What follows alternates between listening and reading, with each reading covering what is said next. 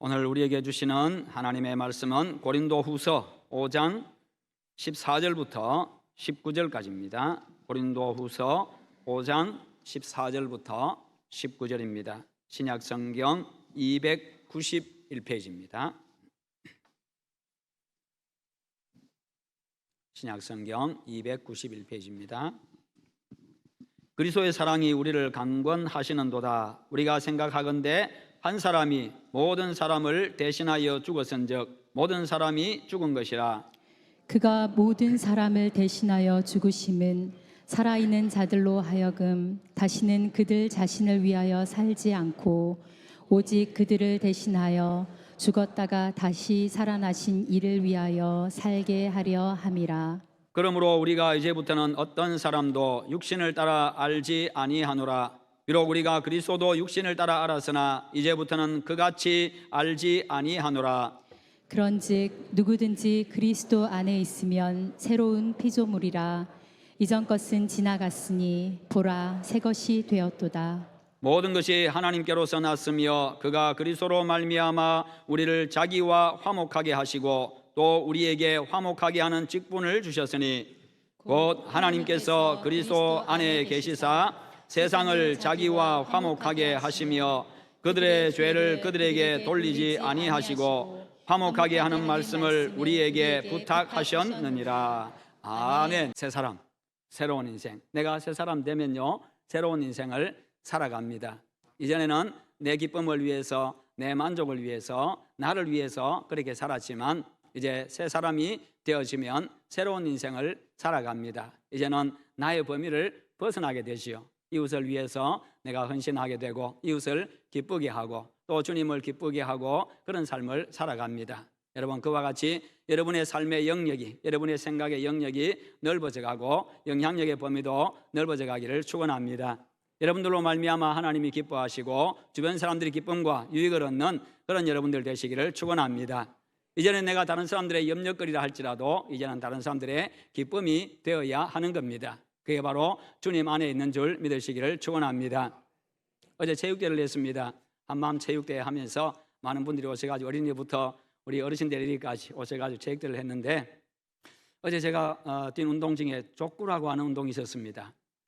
족구 하는데 족구를 열심히, 저도 운동을 좋아하니까 족구를 열심히 했습니다. 다 마치고 나서 이제 집에 온다고 차를 타니까 교회 차 안에서 사람들이 이야기해요. 아니 목사님, 사람들이 목사님 걱정하던데요. 왜 걱정하냐 물었더니 어떤 권사님이 아이고 우리 목사님 머리 어쩌거나 아니 한 번, 두 번도 아니고 머리만 그렇게 쓰냐고. 오늘 처음 오신 분은 잘 모를 텐데 이제 보십시오.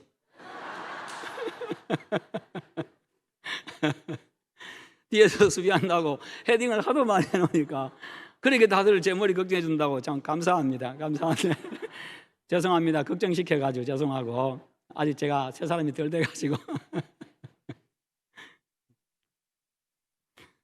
다음에는 좀 발을 좀 많이 사용하도록 그렇게 하겠습니다. 어제 다들 수고 많이 하셨습니다. 많이 하셨고 그로 말미암아서 또 많은 사람들이 기쁨을 얻고 참 즐거운 그런 시간이었습니다. 몇 사람이 헌신하면요 내가 희생하면 또 많은 사람들이 기쁨을 얻고 즐거움을 얻고 유익을 얻습니다. 그래서 항상 내가 먼저 나서서 희생하고 헌신하고 그런 여러분들의 시기를 바랍니다. 미국에 두 장교가 있었습니다. 하나는 잉거솔이라고 하는 대령이고 또 한 사람은 루 월레스라고 하는 장군이었습니다. 이 두 사람이 기차를 타고 이동을 하다가 이야기를 나누는데 그 내용이 예수님에 대한 모독적인 이야기였습니다. 잉거솔 대령이 이야기를 합니다. 장군님, 그 예수라는 친구 말입니다.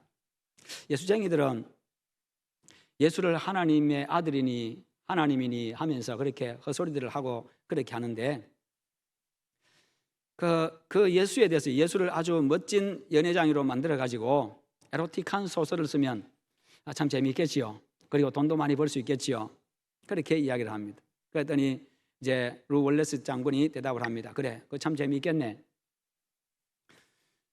그리고 이제 그들이 이제 나중에 전역을 했습니다. 전역을 했는데 이 일제일 찾아보다가 할 일이 별로 없었습니다. 자기들이 할 만한 일이 없었는데 그러다가 루 월레스 장군이 가만히 생각하니까 기차 안에서 임금솔 대령이 했던 이야기가 생각이 났습니다. 그래서 자기가 예수에 대해서 예수를 아주 이렇게 멋진 연애쟁이로 그렇게 만들어갈 주인공으로 해서 에로소설을 하나 써야 되겠다. 예수를 주인공으로 에로소설을 하나 써야 되겠다. 그렇게 생각을 하고 성경을 읽기를 시작했습니다. 왜냐하면 성경을 알아야, 예수님에 대해서 알아야 이제 쓸 수가 있으니까 성경을 읽기를 시작하고, 그리고 예수에 대해서 자료를 모으기 위해서 이스라엘을 방문해서 유적지들을 탐사하고 그렇게 하면서 자료들을 모으기를 시작했습니다. 그런데 이상하게도 성경을 읽으면 읽을수록, 자료들을 모으면 모을수록 자기가 자꾸 생각이 바뀌고 마음이 변하고 자기 자신이 변화되기를 시작합니다. 그러다가 이제 나중에는요, 예수님이 진실로 하나님의 아들이고 그리고 역사적으로 실제로 존재했던 인물임에 대해서 그가 확신을 하게 됩니다. 마침내 소설을 다 썼습니다. 그런데 처음에 계획했던 그 계획과는 전혀 딴판에 다른 소설이 나오게 되었습니다. 그 원고를 탈곡하고 난 이후에 그는 자리에서, 의자에서 내려와서 무릎을 꿇습니다. 그리고는 이렇게 고백합니다. 진실로 예수님은 하나님의 아들이요 나의 구원자이십니다. 그 소설이 그 유명한 벤허라고 하는 소설입니다. 예수님을 주인공으로 한 벤허라고 하는 소설, 영화로 나왔지요. 많은 사람들의 가슴을 울리게 하는 벤허라고 하는 영화입니다. 여러분, 실로 하나님의 말씀에 이 변화시키는 능력을 입증해주는 살아있는 증거입니다. 사람은요, 변화될 때에 행복합니다. 진정한 변화, 근본적인 변화는 바로 예수 안에 있는 줄 믿으시기를 축원합니다. 성경은 말씀합니다. 오늘 17절에요, 그런즉 누구든지 그리스도 안에 있으면 새로운 피조물이라, 이전 것은 지나갔으니 보라 새 것이 되었도다. 예수 안에 있으면 완전히 새 사람이 된다는 거예요. 누구든지 예수 믿으면요, 예수님을 구원자로 믿으면 새 사람이 된다는 겁니다. 먼저 마귀의 자녀에서 하나님의 자녀로, 어둠의 자녀에서 빛의 자녀로, 죄의 노예에서 의인으로, 자유인으로 바뀌게 되어집니다. 마음에 예수님이 계시기 때문에요, 마음이 바뀝니다. 생각이 바뀝니다. 인격이 바뀝니다. 성품이 바뀌어집니다. 삶이 바뀝니다. 근본적인 변화들이 내 속에서 일어난다는 것입니다. 그래서 진정으로 예수 믿으면요, 하나님의 자녀답게 살아갑니다. 진정으로 예수 믿으면, 진정으로 내 안에 예수가 계시면 그렇다는 거예요. 이전에는 내 마음대로, 내 생각대로, 내 의지대로, 내 욕심 따라서 나를 위해서 살았지만, 내가 중심이었지만, 예수님 믿으면 내 안에 예수님이 계시고, 예수님이 내 말, 내 생각, 내 성품, 이 모든 것들을 다스려 가지고 그렇게 변화된 삶을 살아간다는 겁니다.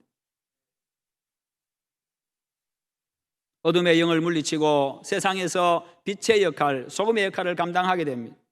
복음으로 죽음의 영을 물리치고요, 세상에다가 생명을 불어넣습니다. 이게 그리스도인의 삶입니다.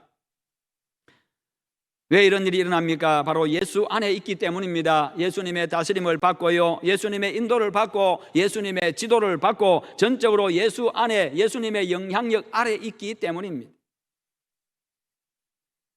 그래서 예수님처럼 생각합니다. 예수님처럼 말합니다. 예수님처럼 마음 쓰고, 예수님처럼 보고, 예수님처럼 행동하기 위해서 애를 씁니다. 비록 부족하고, 때로는 실수하기도 하고, 때로는 그렇게 잘못하기도 하지만, 그러나 정말 최선을 다해서 노력한다는 것입니다.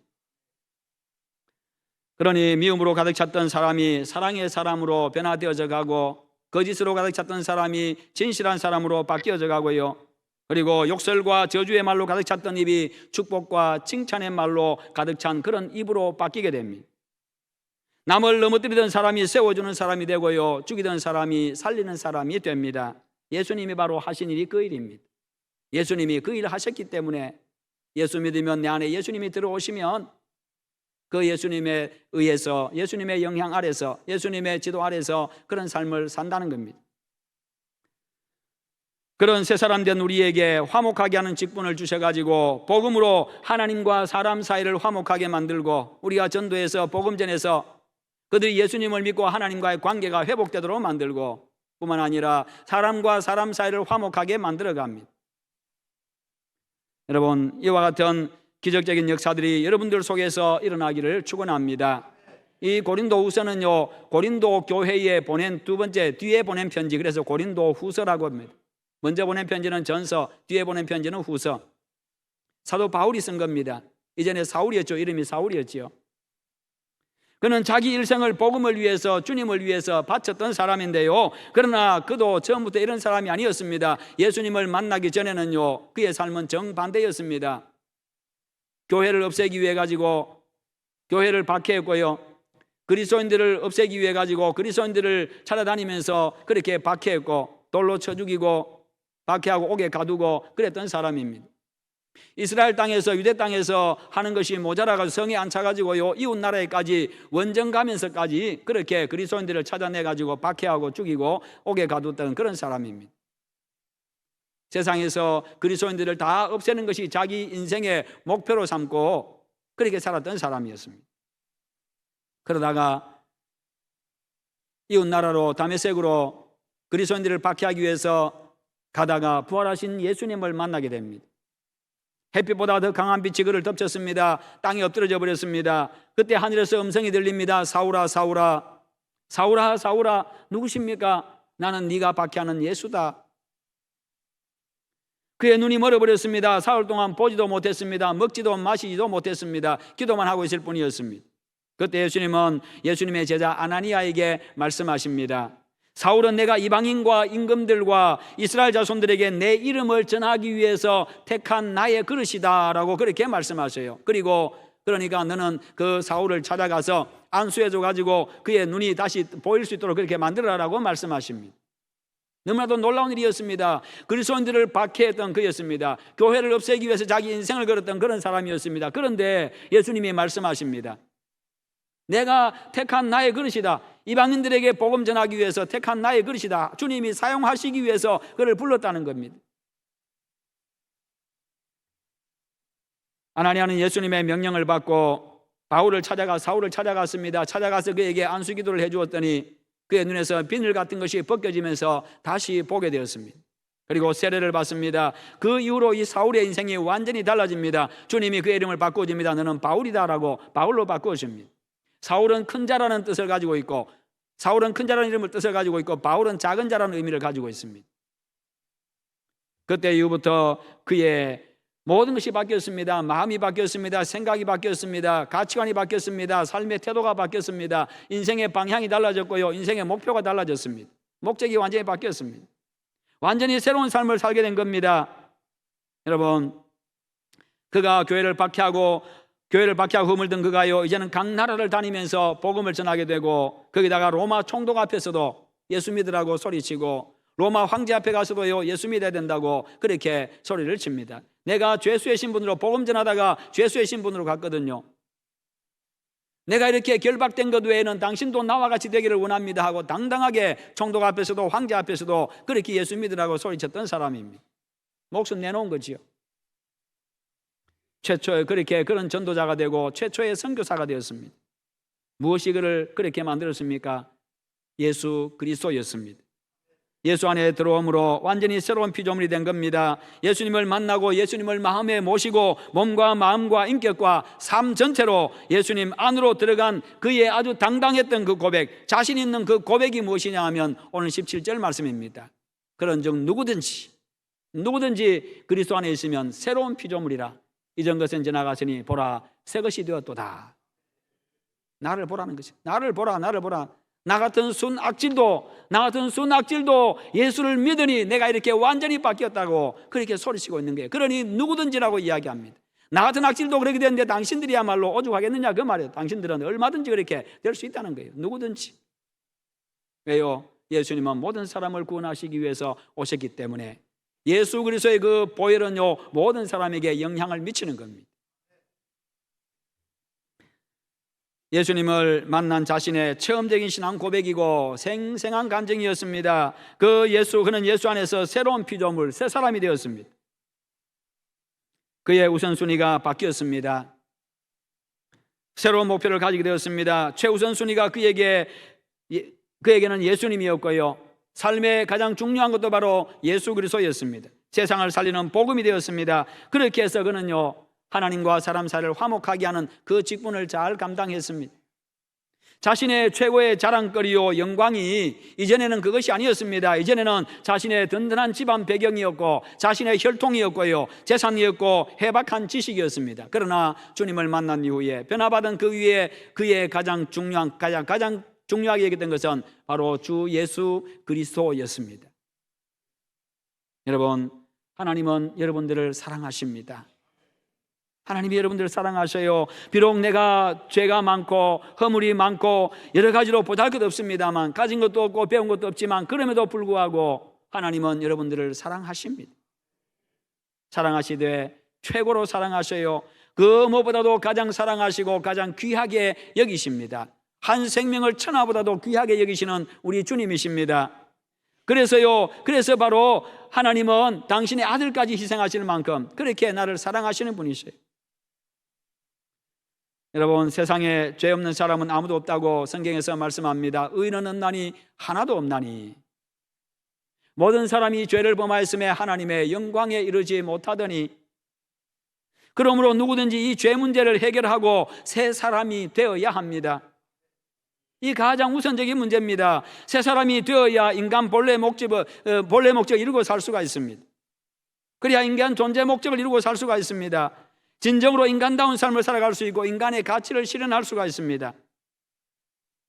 하나님 말씀하십니다. 이 백성은 내가 나를 위하여 지었나니 나를 찬송하게 하려 함이니라. 그렇지요.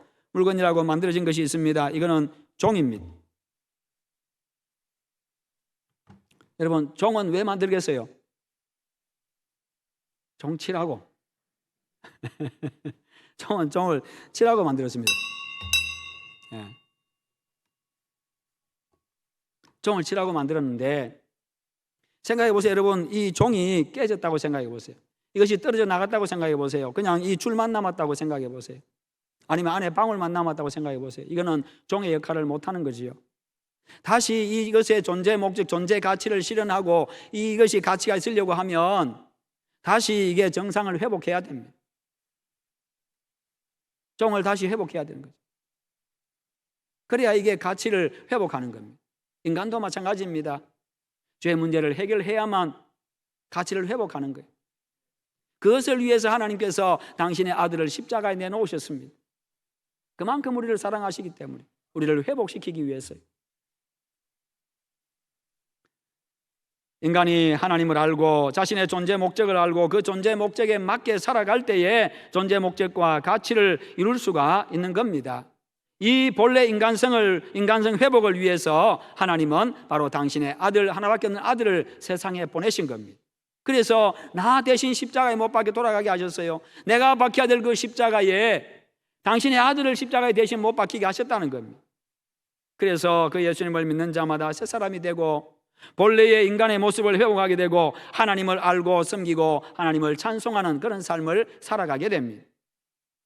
그것을 위해서 먼저 믿은 우리에게 예수님을 전하게 하신 겁니다. 하나님은 모든 사람이 원래 인간성, 인간의 존재 목적을 회복하기를 원하십니다. 그 방법이 바로 예수 그리스도라는 것입니다. 그 유일한 방법으로 예수님을 보내주셨습니다. 예수님을 통해서 우리를 새 사람 만드시고 우리에게 화목하게 하는 직분을 맡겼습니다. 그래서 우리가 나가서 복음 전해서 예수 믿으라고 이야기합니다. 그래서 하나님과의 관계를 회복하라고, 깨진 관계를 회복하라고, 원래 인간의 모습을 회복하라고 그렇게 하는 거예요. 여러분, 이 세상에 와서 그냥 되는 대로 살다가 가시겠습니까? 한 번밖에 없는 인생입니다. 인간의 가치를 실현하며 살다가 가야 안 되겠습니까? 물건이 만들어졌으면 그 문제에 만들어진 그 목적에 맞게 사용되다가 이것이 나중에 폐기가 되든지 그렇게 해야 됩니다. 이 땅에서 70년, 80년 인생도 마찬가지입니다. 인간이 세상에 온 그 목적을 이루고 그렇게 우리는 세상을 떠나가야 합니다. 그러려고 하면 마음도 생각도 행동도 삶의 목적도 가치관도 완전히 바뀌는 새 사람이 되어야 되는데 바로 그 길이 바로 예수 그리스도 안으로 들어가는 길밖에 없다는 것입니다. 구원자 예수님 안으로 들어오시기를 축원합니다. 그 방법은 바로 예수님이 바로 하나님의 아들이시요 나를 죄에서 구원하신 구원자임을 믿는 것입니다. 하나님은 우리가 새로운 피조물, 새 사람이 되기를 원하십니다. 그것은 하나님이 우리를 사랑하시기 때문입니다. 그 우리를 사랑하시기 때문에 그냥 죄 가운데 살다가 영원히 그냥 멸망하기를 원치 않습니다. 인간의 존재의 목적도 모른 채 그냥 되는 대로 살다가 무의미하게 그냥 무가치하게 인생을 끝내는 것 원치 않으십니다. 하나님은 우리를 귀하게 사용하기를 원하시고요, 우리가 영원히 행복하기를 원하십니다. 그러려고 하면 가장 먼저 죄 문제를 해결해야 된다는 것입니다. 그렇잖아요. 우리의 마음의 평안을 얻으려고 하면, 기쁨이 회복되려고 하면, 행복하려고 하면 죄 문제가 해결돼야 되잖아요. 내가 잘못한 게 있는데 평안하지를 못합니다. 항상 죄책감에 시달리고 계속 마음에 걸리는 게 있고 이게 부담으로 남아있고요, 부모님한테 잘못했으면 부모님한테 용서를 빌고 관계를 회복해야 됩니다. 형제간에도 잘못한 게 싸운 게 있으면 서로 용서를 빌고 관계를 회복해야 만나도 평안하고 즐겁고 행복하고 생활이 즐거운 거죠. 그렇지 않으면 일하다고 생각나고 일 마치고 집에 들어간 것도 주저하게 되고요, 오늘 가서 부모님 얼굴 어떻게 보나, 오늘 가서 내 동생 얼굴 어떻게 보나. 그러나 해결하고 나면 그냥 자유하지요, 평안하지요, 행복하지요. 학생 시절에 공부 열심히 하라고 부모님이 이야기했습니다. 특히도 시험 앞두고는 공부 열심히 하라고 이야기합니다. 그런데 시험 앞두고도 놀고 계속 그냥 늘 놀던 친구가 그 다음에 시험은 안 오면 좋겠는데, 시험 안 치면 참 좋겠는데, 시험을 항상 치야 중간고사 쳐야 되지요. 그 다음에 또 기말고사 쳐야 되지요. 옛날에는 또 한 달마다 또 한번 치기도 하고 그렇게 하잖아요. 쪽지 시험도 치고. 그냥 놀 때는 좋았는데 성적 받아보면 이게 기분이 다르잖아요. 놀 때는 좋았는데 성적을 받으면, 성적표를 받으면 이게 그렇지 않으면 부담이잖아요.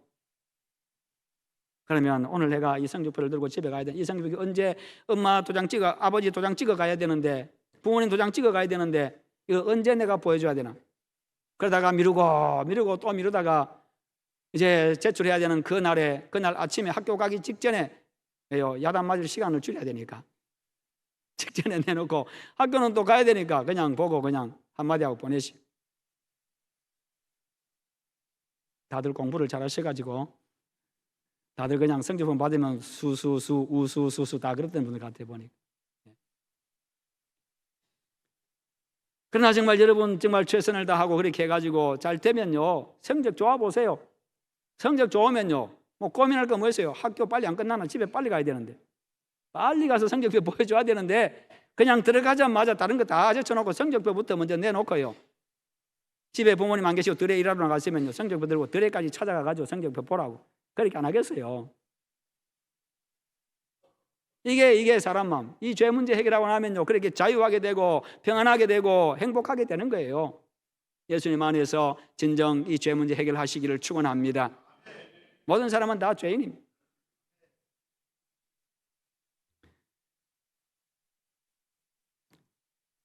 부모에 대한 자식의 가장 큰 불효가 무엇이겠습니까? 그것은 부모를 모르는 겁니다. 부모를 부모로 인정하지 않는 겁니다. 가장 큰 불효지요. 내 부모인데 부모로 부르지도 않고 인정도 안 하고 부모인 줄도 모르고 그렇게 한다고 한다면 가장 큰 불효지요. 마찬가지로 인간의 가장 근원적이고 큰 죄는 창조주 하나님을 모르는 겁니다. 나를 사랑하셔서 아들까지 희생하면서 나를 구원하시려는 그런 하나님을 믿지 않는 것입니다. 예수 믿을 때 인간의 그와 같은 모든 죄들이 해결되고 자유함을 얻습니다. 왜냐하면 예수님이 그것 때문에 오셨고 그것 때문에 십자가에서 못 박히셨기 때문입니다. 그래서 성경은 말씀합니다. 만일 우리가 우리 죄를 자백하면 그는 미쁘시고 우러우사 우리 죄를 사하시며 우리를 모든 불의에서 깨끗하게 하실 것이요, 회개하면 용서해 준다는 거예요.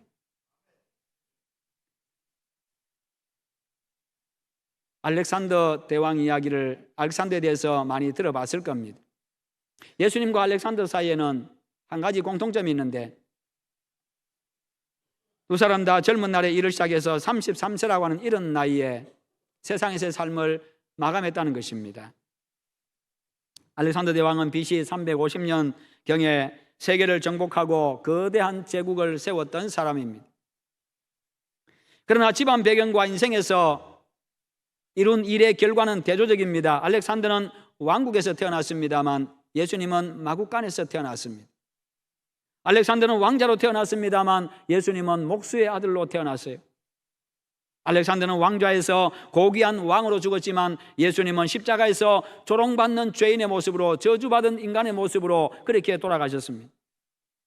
알렉산더의 일생은요 위대한 성공으로 보이지만 예수님의 일생은 그렇게 보면요 실패한 인생처럼 보입니다.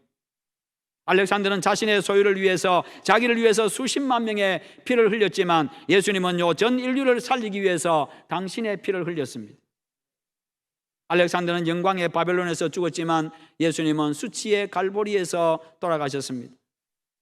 알렉산더는 모든 왕국을 정복했지만 예수님은 죽음을 정복했습니다. 알렉산더는 모든 인간을 노예로 만들었지만 예수는요 모든 인생을 자유인으로 만들었습니다. 알렉산더는 역사를 만들었습니다만 예수님은 역사를 변화시켰습니다. 오늘 여러분들은 새 사람이 되는 기회, 새로운 삶을 살 수 있는 기회를 얻었습니다. 예수 그리스도를 만나서 예수님이 진정 구원자임을 깨닫고 믿음으로써 사죄의 은총을 받고 하나님의 자녀가 되고 마음과 생각과 가치관과 인생의 방향과 이 목적, 그것을 회복하시기를 축원합니다. 그것을 회복한 사도 바울이 증언합니다. 그런즉 누구든지 그리스도 안에 있으면 새로운 피조물이라. 이전 것은 지나갔으니 보라 새 것이 되었도다. 완전히 흠을 벗어버렸습니다. 완전히 새 사람이 되었습니다. 중국의 기독교 지도자인 리라고 하는 사람이 미국의 학생들에게 말씀을 전하고 나서 한 학생으로부터 질문을 받았습니다. 중국에는 유교가 있는데 기독교를 전할 필요가 있습니까? 이유가 있습니까? 라고 질문했습니다. 그러자 리가 대답합니다. 거기에는 세 가지 중요한 이유가 있습니다. 첫째는 공자는 선생이었지만 그리스도는 구세주였다는 것입니다. 중국은 선생을 필요로 하기보다 구세주를 필요로 하기 때문입니다. 두 번째는 공자는 죽었지만 그리스도는 다시 사셨다는 것입니다. 중국은 부활하신 구세주가 필요하기 때문입니다. 셋째는 공자는 어느 날 그리스도 앞에 서게 될 것이고 그리스도의 심판을 받게 될 것이기 때문입니다. 그래서 중국인들은 그리스도를 심판주로 만나기 전에 구세주로 만나야 하기 때문입니다. 그렇게 대답을 했습니다. 미국의 어느 목사님이 한 농부의 집에 하숙을 하게 되었습니다. 그 농부는 예수를 믿지 않는 사람이었고 그의 부인은 예수님을 잘 믿는 사람이었습니다. 그래서 남편을 위해서 늘 기도했던 부인이었습니다. 그래서 이 목사님은 그리스도에 대해서, 예수님에 대해서 그 농부에게 설명해 줄 기회를 찾고 있었는데 어느 날 아침에 이 농부가 목사님에게 찾아와가지고 목사님 나하고 같이 저 닭장에 가봅시다. 닭장으로 인도를 했습니다. 가서 보니까 암탉이 한 마리 가만히 앉아있고 그 날개 밑에서 병아리들이 한 마리씩 삐약삐약거리면서 밖으로 나오는 것이었습니다. 그때 농부가 막대기를 가지고 암탉을 툭 쳤습니다. 그랬더니 픽 쓰러집니다. 죽은 것이었습니다. 그러면서 농부가 이야기합니다. 목사님, 저 암탉의 머리를 보십시오. 지난밤에 쪽제비가 들어와 가지고 그 머리를 파고 피를 다 빨아먹었는데 자기 새끼들을 잃지 않기 위해서 그는 꼼짝도 안 하고 그냥 자기 자신을 희생하면서 새끼들만 지켰던 겁니다. 그렇게 이야기하는 거였어요. 그때 목사님이 이야기합니다. 그래, 맞다, 이거다. 선생님, 예수님이 바로 그런 분이십니다. 예수님은 전능하신 하나님이시지만 그분은 얼마든지 못 박힌 그 십자가에서 얼마든지 못을 뽑고 내려올 수가 있었습니다만 그러나 그분은 끝까지 그 고난, 그 고통을 참으시고 당신의 목숨을 내놓으셨습니다. 왜냐하면 그분이 십자가에서 내려오셨다고 한다면 당신과 나는 멸망했기 때문입니다. 여러분, 오늘 여러분들에게 필요한 것은 돈도 명예도 권력도 장수도 아닙니다. 구원자 예수 그리스도이십니다. 나를 변화시켜서 새 사람 되게 하시는 예수 그리스도, 나에게 영원한 생명을 주시고 천국을 주시는 예수 그리스도이십니다. 그 예수님을 만나시기를 축원합니다. 그 예수님을 구원자로 믿으시기를 축원합니다. 오늘 여러분들도 그리스도를 심판주로 만나기 전에 구원자로 만나야 하기 때문입니다. 구원자로 만나지 못하고 세상을 떠나면 결국 심판주로 만나게 될 것이고 영원히 멸망하게 됩니다. 그때는 때가 늦습니다. 이 시간 예수 그리스도를 영접함으로 새 사람이 되고 인간 존재 목적에 맞는 새로운 삶을 사시다가 이 땅에서의 삶을 마감하시면 영원한 하나님의 나라 천국에서 영생 복락을 누리는 여러분들 다 되시기를 주님의 이름으로 축원합니다. 기도하겠습니다. 하나님 아버지 감사합니다. 오늘 우리에게 말씀 주심을 감사합니다. 우리 하나님께서 우리를 사랑하셔서 하나님의 하나밖에 없는 아들 예수님을 세상에 구원자로 보내주셨고 그 예수님의 십자가 희생을 통하여 우리의 죄를 사해 주셨고 예수님의 부활을 통하여 우리에게 영원한 생명을 주셨습니다. 우리가 새 사람 되어지고 새로운 인생이 되어지고 영원한 천국을 소유하는 그 구원의 길은 오직 예수님밖에 없음을 저희들에게 말씀하셨습니다. 우리 모두가 다 예수 그리스도 안에 거하게 하시고 예수 믿고 구원받게 하시며 이 땅에서도 하나님의 은혜 속에 살아가게 하시옵소서. 예수님의 이름으로 기도하옵나이다. 아멘.